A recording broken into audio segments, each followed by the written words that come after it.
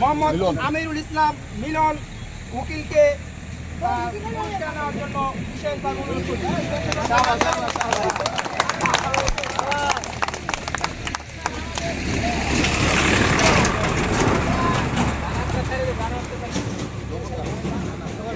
আমরা লক্ষ্য করছি সেই কাঙ্ক্ষিত মুহূর্ত, প্রথম পুরস্কার পূর্বপাড়া তারা গ্রহণ করেছে। আমরা সবাই করে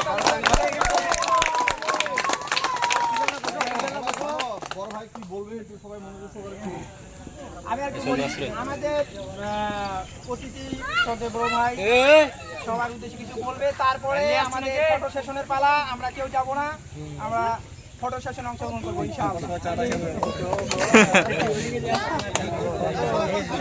একবার শাওন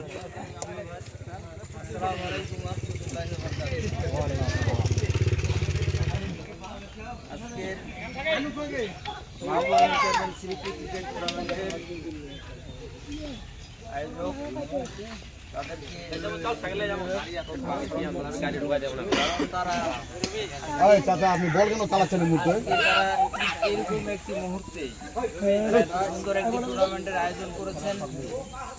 এই আয়োজনে আমরা ভালো একটি টুর্নামেন্ট আমরা সবাই উপভোগ করতে পেরেছি।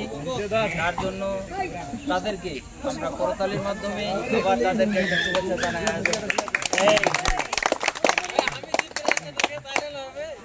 আসলে খেলার বিষয়টি না বললেই নয়। আগে আমরা দেখেছি যে বিভিন্ন রকম খেলা হতো, ফুটবল, ভলিবল, হাডুডু, কাবাডি ইত্যাদি ইত্যাদি খেলা হতো।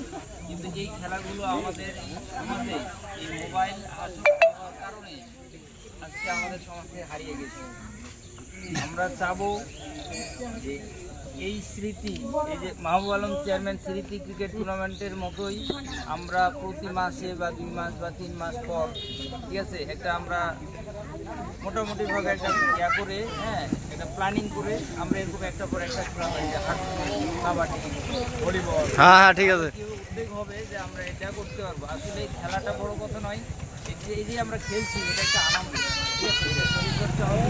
আমরা এটার প্রতি তাহলে কি হবে, আমাদের বাইরের দিকে আমাদের মনোনয়ন যাবে না, ঠিক আছে। এটা আজকে এখানে দেখা গেল ছোট ছোট দলে বিভক্ত হয়ে ভালো ভালো প্লেয়ারগুলো উঠে আসবে।